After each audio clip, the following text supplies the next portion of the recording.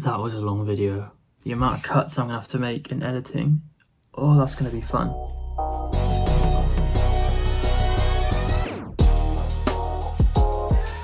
Hi guys, Ross here. Welcome back to another video. So, in today's video, I'm gonna be showing you how you can basically take a piece of lettering that you've made or a piece of type that you've made, say you've drawn it on a piece of paper, you've drawn it on your iPad, in Photoshop, whatever it is, and then take that into Cinema 4D and turn it into a piece of 3D lettering.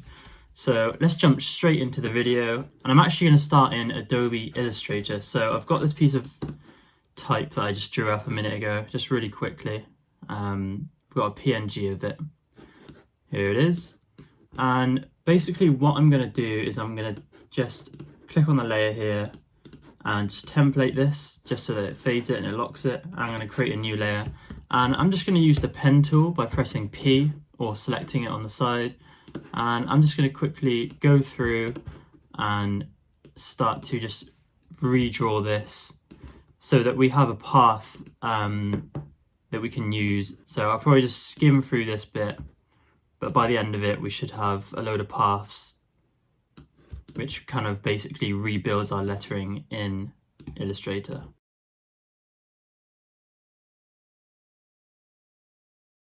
And by the way, whenever you want to click off a path and start a new one, all you have to do is kind of hold Command and your arrow is going to turn to this white arrow here. And then you can just click somewhere on the page. So say I'm drawing this S here and I just quickly do this. And then I get to the end of it and I want to start the O. All I have to do is hold Command, click off it, and that's going to deselect that path and I can start to draw a new one.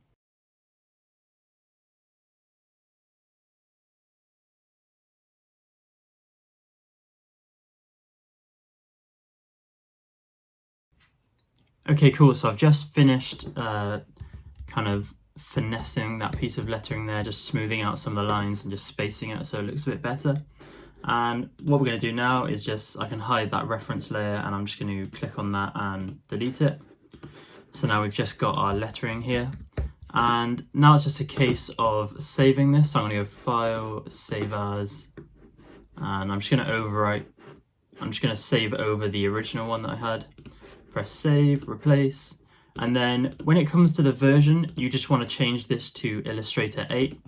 I'm not 100% sure the reasoning behind this, but it seems to be the only compatible version of Illustrator when it comes to importing into Cinema 4D. So we're going to hit OK there, hit OK again, and now we can jump into Cinema. So I'm going to open that up, and I'm going to go to File, Merge, and then find the Illustrator file, which should be in here somewhere. There we go, 3D lettering, hit open, and then I'm just going to tick connect splines and then just leave it at a scale of 1 centimeters. Hit OK, and it's going to drag it off to the side there, which is cool. I'm just going to bring it back up here to the top. Cool. Okay, so now we have our paths for our lettering that we just made. So you can see that it's taken out all the kind of stroke on it. So that's what we want to add back in, but we're going to do it in 3D, which is going to be nice. So you can see we have all our different path layers here. So let's just split them all up. And what we're going to do is just take path 1. So that's the kind of line of the R there. And we're going to use something called the sweep object in Cinema 4D. So you're just going to left click and hold on this cube here, get the sweep tool, and then basically what that's going to do is just allow us to create a stroke using the path, but what we need to do is get a shape that stroke follows. So I'm going to grab a circle here, and the size of this is going to be the weight of the stroke. So I'm just going to bring the radius down to maybe, let's say, like 10 centimeters.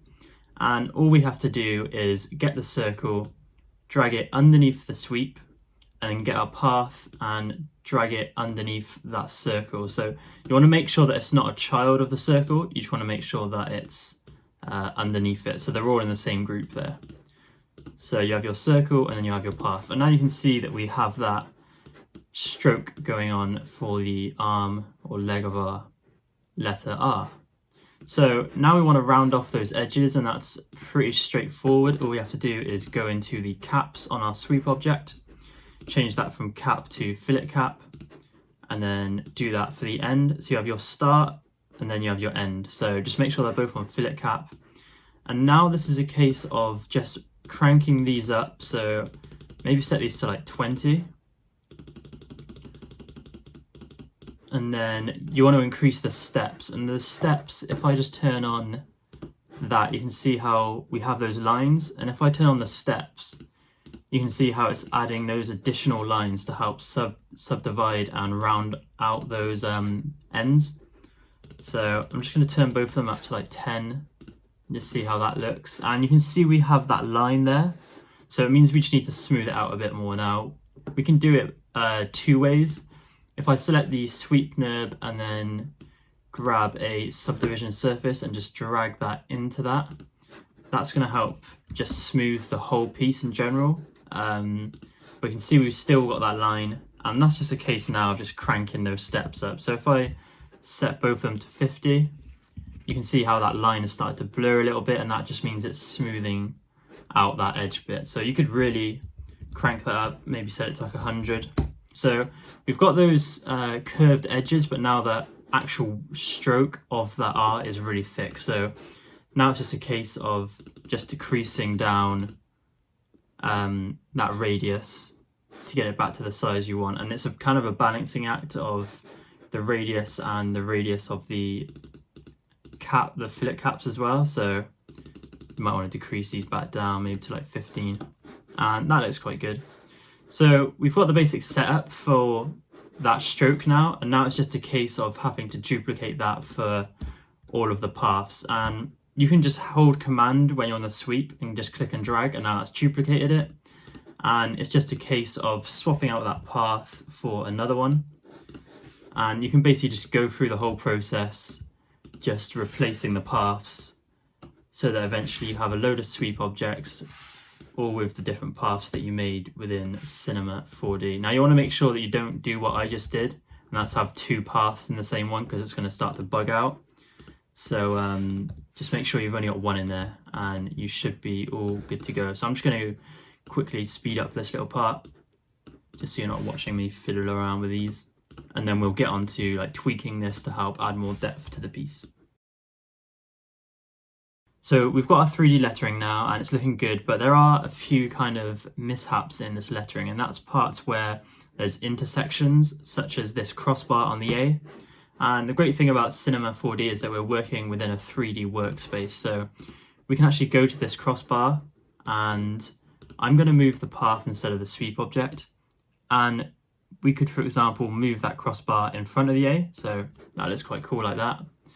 And we can do this with a lot of this lettering. So we can start to really add some depth to this piece now. So what I'm going to do is show you how you can readjust your path points and actually just change the curves and the position. So say we have our path selected here, and what I'm going to do is press this button in the top right here, and that's just going to open all 4 views, and this is just going to help us to kind of rearrange this path a bit easier. So the next thing we need to do is come to the side and select our point selection, and that's going to allow us to see the different points on our paths. So you can see them as kind of little black dots, but when you hover over them they turn white, and that just shows you that that's a point on the path. And when we select it, you can see that it brings up this little black handle. If I just zoom in, and we can actually use this to then readjust our path. So if you look in the top left window, you can see how we're starting to adjust the shape of that. So this is how you can kind of just tweak little parts, but what we want to do is actually change the position. So if we look at our top view, we can left click and drag this blue arrow and start to bring that part of the R in front or behind it. So I'm going to have it in front like that. But then if we come down to the point down here, we can bring that and tuck it behind the R there. So we've got that sharp edge at the moment, and we just want to smooth that out. So with our point selected on our path, we can right click and go soft interpolation. And that's just going to add some handles either side of that point, just like we would have in Illustrator. And we can just click and drag and just shrink that down. So now you see that we have that rounded edge there, and we can bring that back and then just push it behind the leg of the R there. So now you can see how we've started to create some depth to this 3D lettering. And I'm just going to go through and do this to the rest of the piece.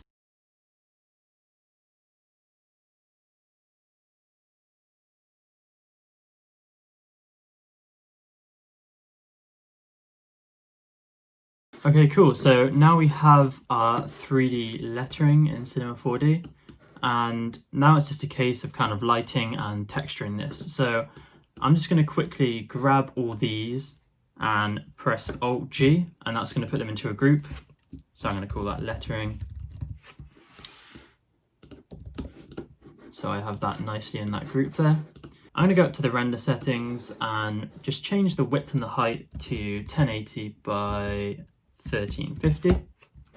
And I'm going to set up a camera too. So I'm going to left click, hold on the camera, and just click this button to make sure that it's active. And then if I go to the coordinates, I'm just going to zero out the rotation and the position, and then just click and drag down on the Z, so that's going to zoom me out. And now I know that that lettering is perfectly center. Now we can right click on the camera, go to Cinema 4D tags and protection.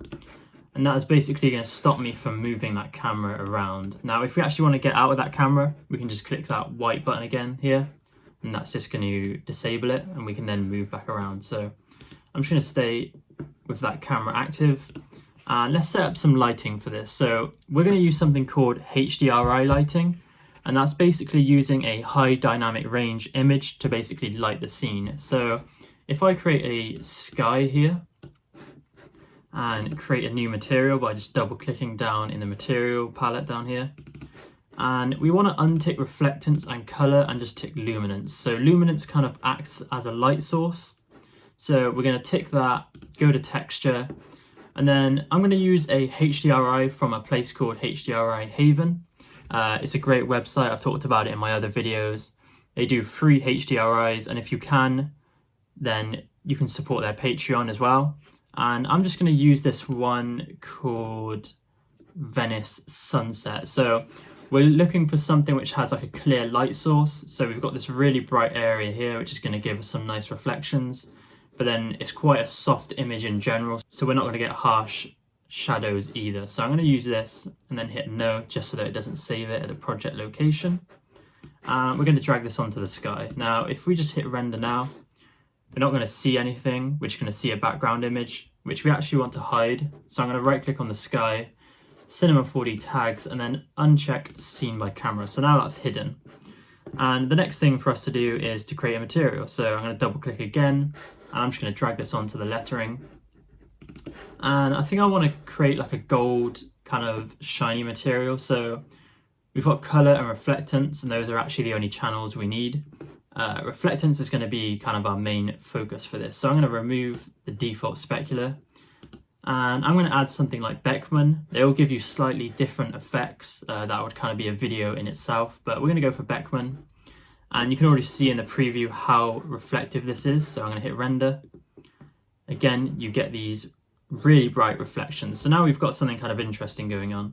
What I'm actually going to do is add some roughness. So you can see in the preview how that's starting to soften out the reflections on our material. So if I set that to about 40%, you can see how those reflections are much softer, and it's just kind of taking out some of the detail in it, but it gives it quite a nice appearance. You can also see in the material window here how it's starting to update that material. And now we want to add some of that gold color into it. So I'm going to go back to color here, just add some warmth back into it. So probably like an orangey kind of color like this. And at the moment it's not doing anything, and that's because this material is 100% reflective.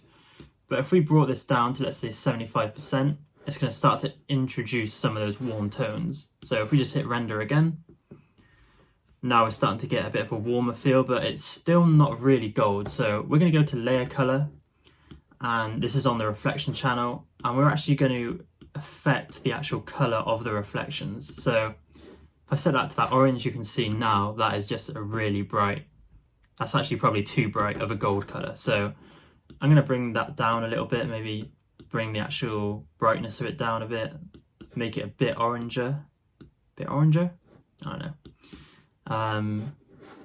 And now it's just a game of fine-tuning this. And there's one more thing we can do just to really push those reflections more, and that's add something called a Fresnel. So if we come down to layer Fresnel, add a dielectric, and if we hit render now, you can see we're not getting any reflections at all.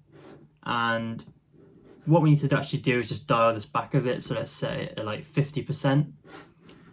And basically a Fresnel just kind of softens those reflections a bit. So now we've got just some really soft reflections which look quite nice. But there's one more thing we need to do, and this is going to completely change the look and the realism of this. So if we come up to our render settings, I'm just going to hide that material. You can do that by pressing this button here.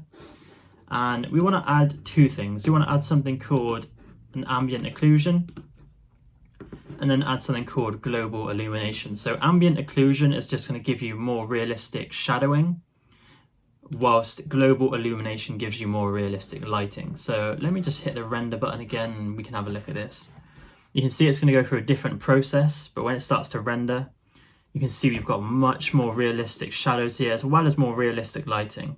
And we can probably readjust this material now because it's actually taken some of those reflections out, so they're not as bright. So let's go back in and let's probably crank up that up to 100%. And let's have a look now. So it's helped to bring in some of the glossiness there, but let's actually just dial back in some of that specular. So we could increase the specular strength here, so maybe to like 40%. And then for now, we could probably turn this down to like 30% or something like that. And then let's have a little look at how this looks. And we're starting to get these really nice bits here where it's kind of glowing on these corners, and just in general the reflection looks stronger. So you can tweak for that. Maybe we want to make, let's bring back the vibrancy of this reflection and just increase the brightness maybe all the way to 100. Hit render again, and that's just going to make those reflections brighter. Yeah, there we go. So we've got much brighter reflections there, and we've actually got like a really nice looking gold material. So the final thing to do for us now is to actually render out this piece. So we're going to dive into the render settings quick. I'm not going to go too in detail, but just look at the main things you need to do to render this out. So we're going to go to save, and we just want a regular image. We're not trying to mess with multipass at the moment. I'm just going to have this set to PNG like it was. I'm going to make it 16-bit, so that just gives us more control if we need to edit the image, so we have more control over like highlights and shadows. It's kind of like shooting in RAW if you know about photography. So I'm going to set that 16-bit. Quite an important part here, you want to make sure the alpha channel is ticked. So basically when we render this out as a PNG, it's not going to have a black background, it's just going to be the lettering here. So you could place this over another image, for example. So we're just going to set a destination. I'm just going to leave it in there and call it 3D lettering render. Just replace the existing one I had. And then we want to go into the physical settings here, and you want to change the sampling quality up to high. That's basically just going to make it render more samples and just make it less noisy, give it kind of sharper results. And that's basically just the highest quality you can push it. Obviously, the higher you go, the longer it's going to take. So I'm just going to leave mine on low for now, just so it renders quickly for the video.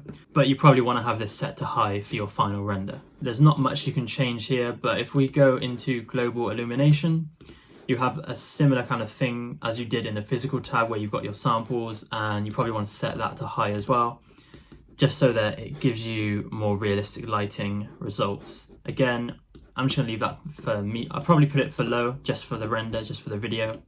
And then the rest of it, you can probably leave alone. So you just want to change the samples in the global illumination, change them in the physical. And by the way, you actually want to make sure that this is set to physical. I probably forgot to mention that, but it's going to be standard by default. Just make sure it's physical, and it's just going to add this one tab here. And you can probably just set this to high or whatever quality you want. From then on out, all you need to do is just make sure you've got that set to the right destination. Make sure you've got all your dimensions set to the right size. Probably make make sure it's set to current frame, so you just render out the one image. If you wanted to do an animation, you'd probably set it to all frames, or if you had a specific range in mind, but we can have it on current. And then all we have to do is hit this button in the middle here, and that's going to do a final render. Here you can see one I did before. And because I've got the settings set to quite low, it shouldn't take too long. I did do one a minute ago where it's set to high, and it took about 6 minutes. And it tends to take longer when you've got an alpha channel on as well. I'm guessing because it has to add more data to that file. But this is going to render out. It's going to be fairly quick. And you can see that we've got really nice reflections, really nice shadows, and it's a pretty simple setup. So that's taken 25 seconds to render. So we're going to check this out. And here it is. So this is our final result. Obviously, it's a tiny bit grainy because I've set everything to low, but if you were to put it to high, you'd get really nice results. You wouldn't have any noise or anything like that. So hopefully you guys found this video helpful. We covered quite a few topics in this video. If you do use this tutorial to make anything and you post it on social media, make sure to tag me at I am Ross Mason. I'd love to see what you guys were getting up to. And if you found this video helpful, make sure to hit that like button down below. Hit that subscribe button if you want to see more content like this, and hit those notifications so you know when I'm uploading. I've got quite a few good videos on the way. I put a poll on Instagram the other day. I kind of put up questionnaires about what you guys want to see. If you don't, and you don't want to follow me on Instagram, which is completely fine, I'm not going to be heartbroken. You can just comment down below if there's a particular video you want to see. So thanks for watching, guys, and I will catch you in the next video. Peace.